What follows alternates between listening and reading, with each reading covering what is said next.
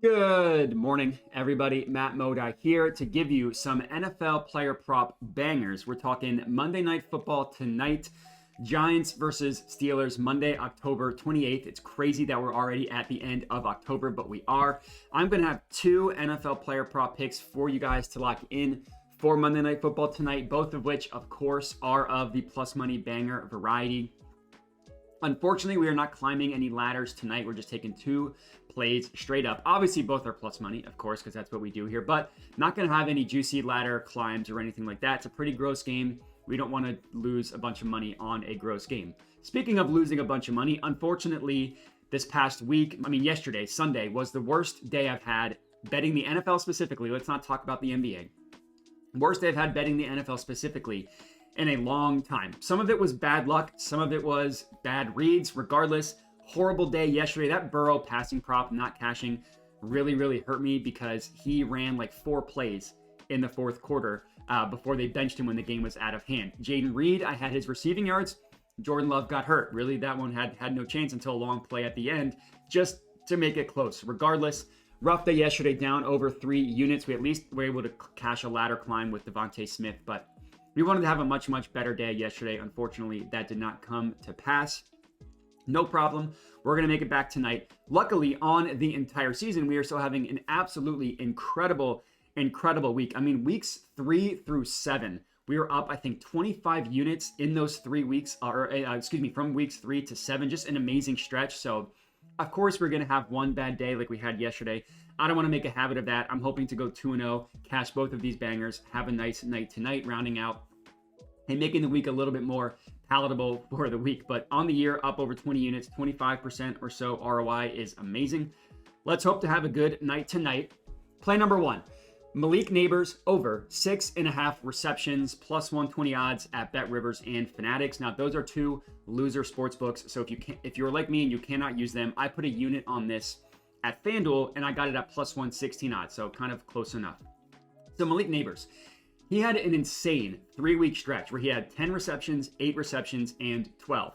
Then he got concussed and he missed a couple games. His first game back was last week, and he had a down week. He only had 4 receptions for 41 yards. It was his worst game of the season, even including week 1.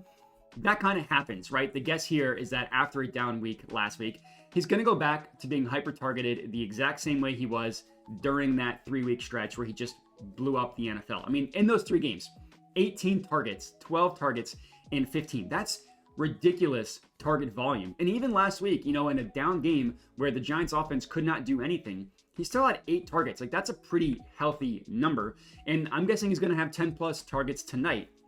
And the Giants offense has looked just absolutely pathetic the last 2 weeks. 2 weeks ago against the Bengals, last week against the Eagles, they could not do anything. They only had 119 yards of total offense last week against the Eagles. And Daniel Jones specifically went 14 for 21 for 99 yards, and then he got benched.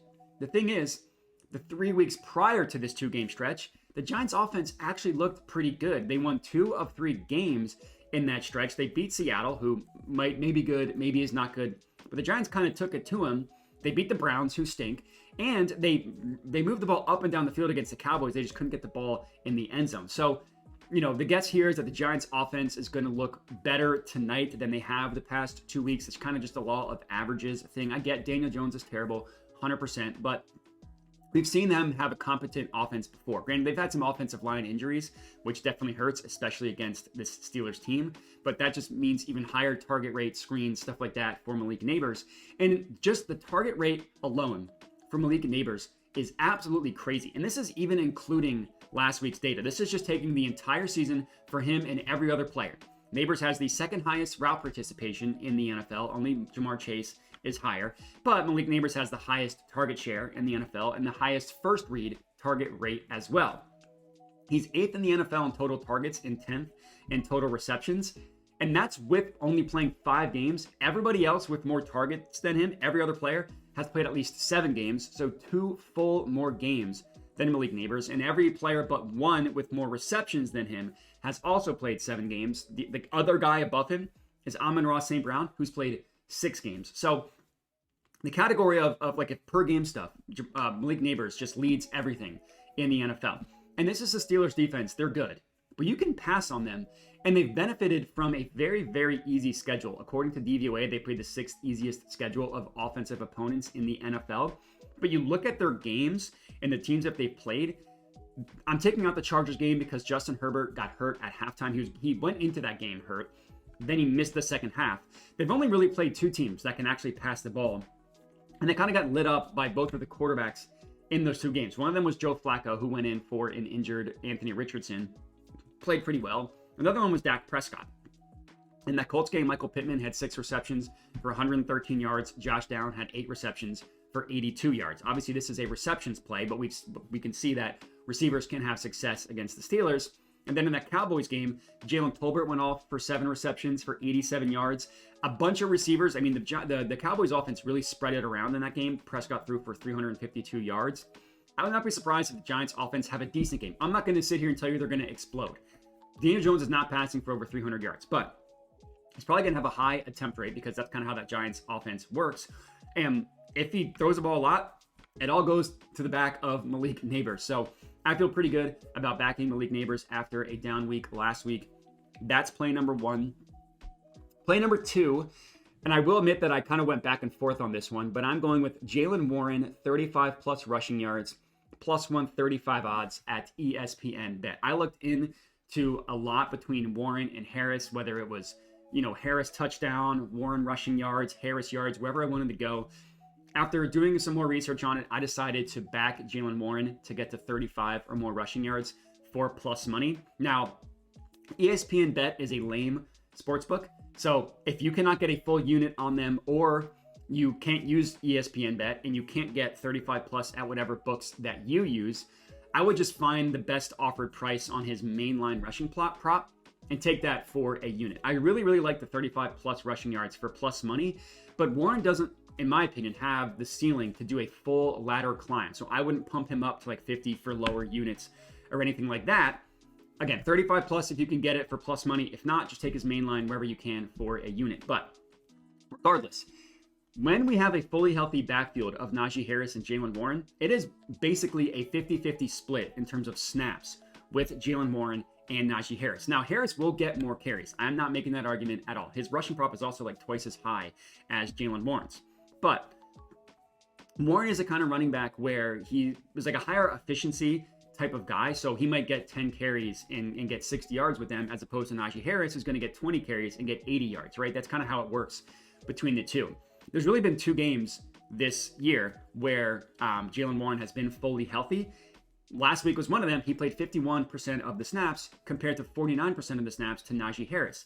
You look at the games that Jaylen Warren missed, Najee Harris played 69, that's very nice, and 74% of the snaps. The guess here is that, again, we're going to see a 50-50 split between the two because that's what Mike Tomlin, that's what the Pittsburgh offense wants to do.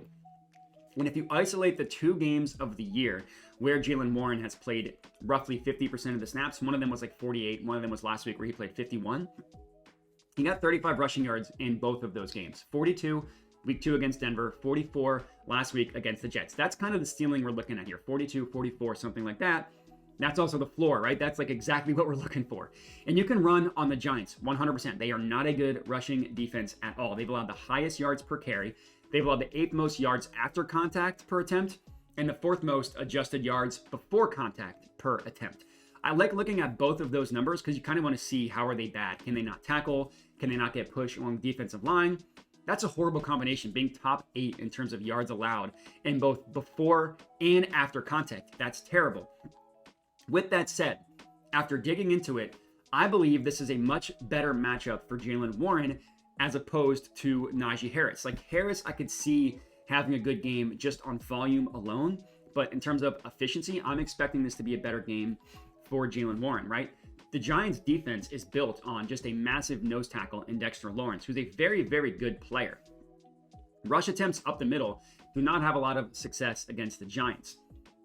That's evidenced by the fact that they, again, all those rushing stats I gave you about how bad they are, keep those in mind when I tell you that they have the 6th highest stuff rate in the NFL. Stuff rate is basically any run that doesn't go for a first down, any run, or that goes for like 3 or fewer yards, something like that. This is all per fantasy points. So up the middle, yeah, you don't have any success against the Giants. It's that zone run scheme to the outside where you can. Look at last week with Saquon Barkley. The big run he had was him kind of going outside of the tackles and then going up the sideline. Najee Harris is not that type of explosive running back that Jaylen Warren is. And if you dig into the numbers, opposing offenses average the 4th highest yards per carry and have a success rate of 51.4% when running a zone concept against the Giants. They've opposing offenses against it's called a man gap concept, only have a 41.9% success rate against the Giants. So almost like a 10% difference. And obviously, again, allowing the 4th highest yards per carry. Jaylen Warren, 78% of his rushing snaps on the entire season have been against this scheme. And if you isolate the 2 games in which he actually played really well and played 50% of the snaps, which I get isn't 100% fair because it's like, oh, let's just only look at the good games. But what I'm really doing is only looking at the games in which he played half the snaps, because the other games he was banged up. He had success in this running scheme as well. So I think Warren has a decent game tonight. If you wanted to be safe, you could take rushing plus receiving. But again, I just don't really see a ceiling on that. And I think the 35 plus for plus money, my favorite play on the board, backing anybody on the Steelers. And that's all we got. 2 bangers for you guys to lock in. Make sure to like the video. Make sure to comment. Make sure to subscribe. I love reading through all the comments about plays you like. Whether you like or disagree with the plays that I have, I'm cool with any negative people disagreeing with me. That stuff's fine. And then, of course, that's hitting that subscribe button helps me out a ton. And then the last thing I mention it at the end of every video, is that I do have a dub club where I send all my plays out for $5 a month. Again, it's only $5 a month. It gets everything that I'm betting across all sports, NFL, NBA. During baseball season, you get my MLB stuff as well. Sent directly to your phone via text, email, or Telegram. Again, it's through Dub Club, which is a service you can sign up for to have people like me send plays to people like you. The way it works is, as soon as I decide what a play is, the very first thing I do is I just send it out to Dub Club. So for those of you that don't always just want to watch the YouTube videos, you don't care, you just want the plays, or you don't always have time to watch them, but you still want a tail, or you just want to get plays before the odds change, right? Before having to wait to watch the YouTube video. That's why I have the Dub Club. The first thing I do is send it out so you're able to get the exact odds that I lock them in at, because unfortunately over the course of a day, odds can change and I can't help that. That's why I have the Dub Club. But if you want to get everything for free, totally fine. You can, both on YouTube and on Twitter. Everything I play, you will be able to get for free in some way. And that's all we got. I appreciate everybody for watching, and have a good one.